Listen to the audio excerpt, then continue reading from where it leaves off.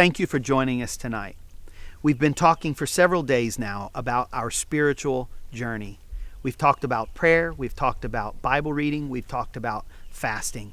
Tonight I want to talk about the one thing that is on God's heart more than anything else, and that is souls.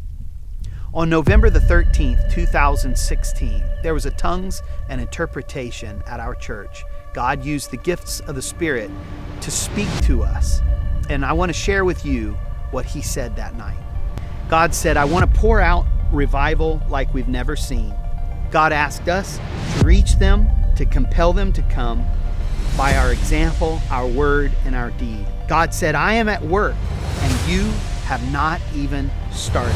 Be bold before me. They are waiting, they are wanting, they are hurting. I need your hands, I need your voice, I need your feet. God then said something that stirred my heart. It literally knocked me to the floor. God said, please.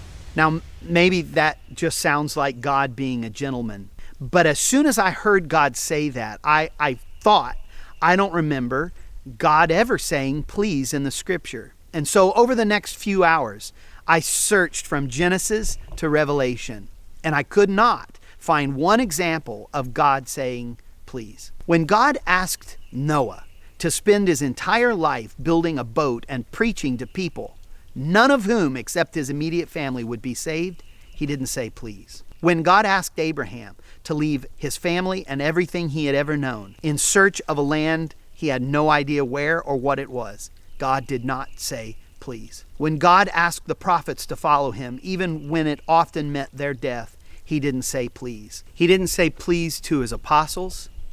He didn't say please to John the Baptist. He didn't say please to Stephen. When Jesus was in the garden with the weight and the burden of sin on his shoulders, he was praying until his sweat turned to great drops of blood.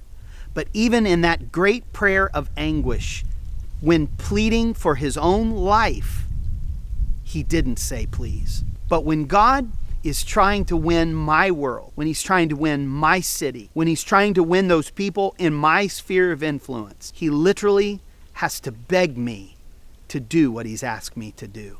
For God to use the word please shows us that he is a gentleman. It shows us his gentleness and his kindness. I think it also shows us his urgency. I may say to my son, please drive careful.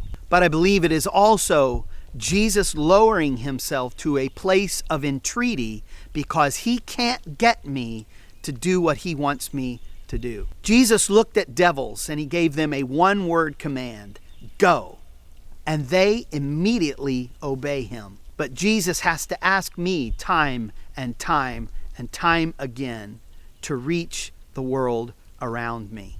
On this spiritual journey through prayer, through Bible reading, and through fasting, God has brought me to a place in my life where I'm saying, God, you don't have to beg me anymore to do the one thing you care about, to reach the one thing that you gave your life for, souls. All you have to do is tell me, go. You don't have to tell me how much money I'm going to make. You don't have to tell me how you're going to provide for me. You don't have to tell me how you're going to heal me or answer one more of my prayer requests. All you have to do is tell me to go. You don't even have to say please. Just say go, and I will go. God, I want to do the work of winning my world for you. Thank you so much for joining me tonight.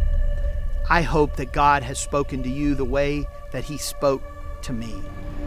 Tomorrow night at 7 o'clock, I want to talk to you about my first feeble attempts to obey God's command to go in my life. I hope you'll join me.